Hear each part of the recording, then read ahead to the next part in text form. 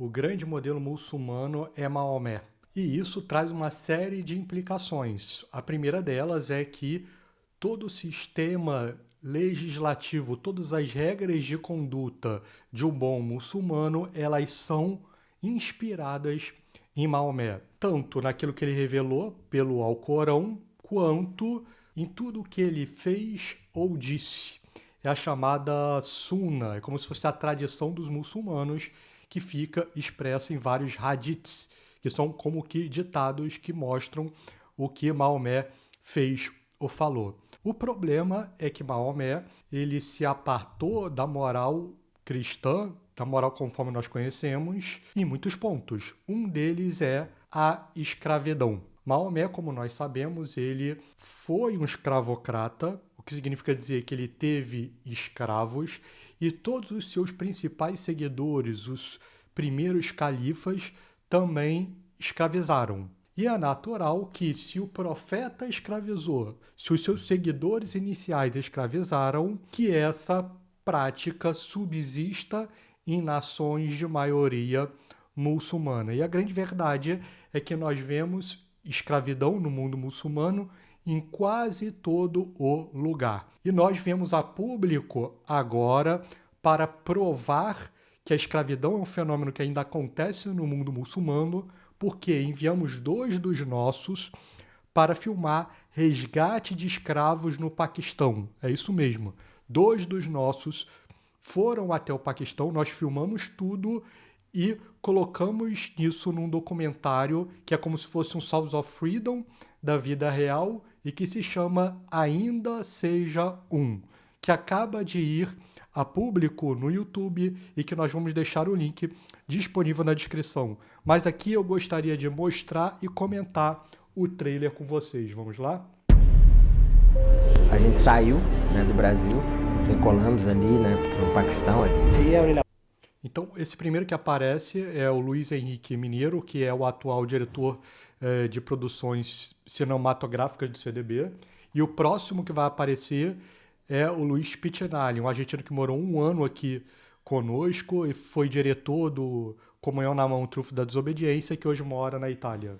Abre la puerta a alguien con un fusil, entonces como que nos a caer en cuenta, digamos, en qué lugar está, ¿no?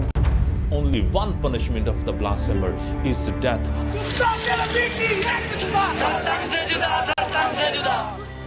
People take the law into their own hands.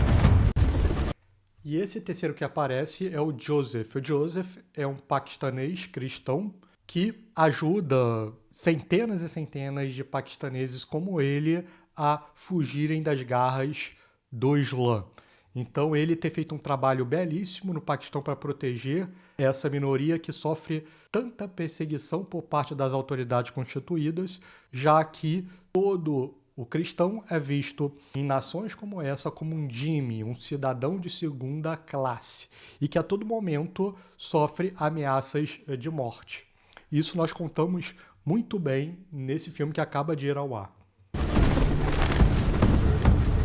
ISIS rapes and sells girls into slavery. Catholic woman sentenced to death in Pakistan, Asia Bibi, had been found guilty of blasphemy. Strict blasphemy laws in Pakistan are often used to harass religious minorities.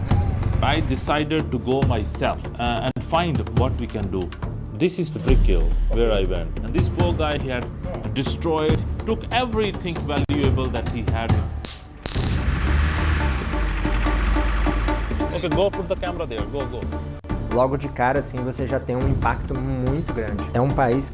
Então, essas imagens foram todas gravadas por nossa equipe. Você vê aí eles entrando no lugar que havia escravos com o fim de resgatá-los. que é completamente diferente. En un momento la cámara giró y nos empezó a enfocar a nosotros. Y nosotros empezamos a ser partícipes de esos rescates. He's saying that the guard and he'll marry send somebody. There is another serious persecution that Christians are facing in Pakistan, and that is the child marriage, kidnapping minor girl, forcefully converting them to Islam. Kidnapping, abducting or inducing a woman to compel for marriage. And we will try. Então, ó, aqui também o problema da opressão das mulheres pelo Islã muito bem retratado no filme. to recover her at any cost. This is she? मुझे मार दें लेकिन ये बात ना करें कि मैंने इस्लाम कबूल किया, मैंने इस्लाम ज्यादती की। She said that she had converted to Islam. Yes. As per her statement, she stated that she is a Muslim, so she won't. This police officer is saying that Sarah will never return to her parents because she is converted to Islam.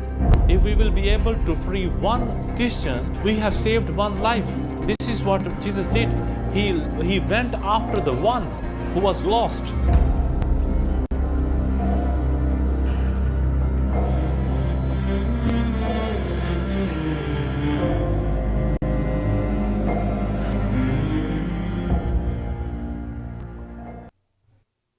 Então, quem não assistiu esse filme, o link está aí na descrição para que vocês possam assistir, já que ele mostra um problema real que vivem as comunidades cristãs em nações dominadas por muçulmanos, que é essa possibilidade de virem a se tornarem escravos. Como eu disse, os muçulmanos eles se inspiram no profeta deles, Maomé, e uma das práticas que Maomé fez em sua vida foi justamente escravizar não muçulmanos. E isso está muito bem relatado no próprio Alcorão. Então, existe, por exemplo, a Surata 4, capítulo 3, que expõe que muçulmanos podem ter escravas cristãs, judias e de outras religiões. Está aí, ó.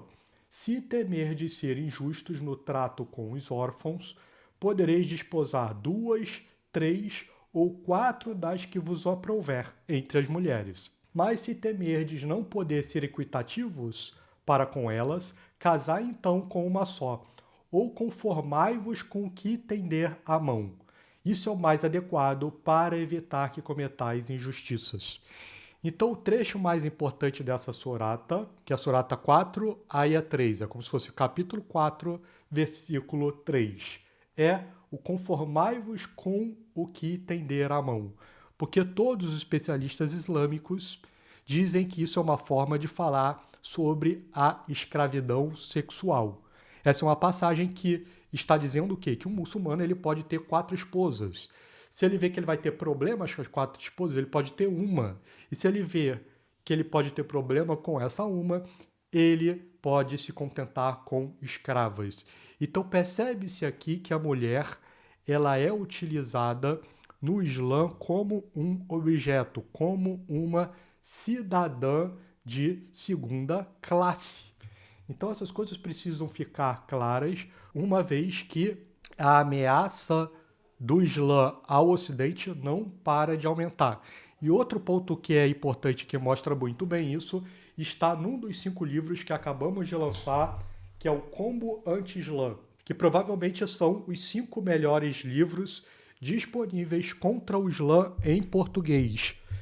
Um deles nós traduzimos até do latim e outros 2 da França, né? Do francês.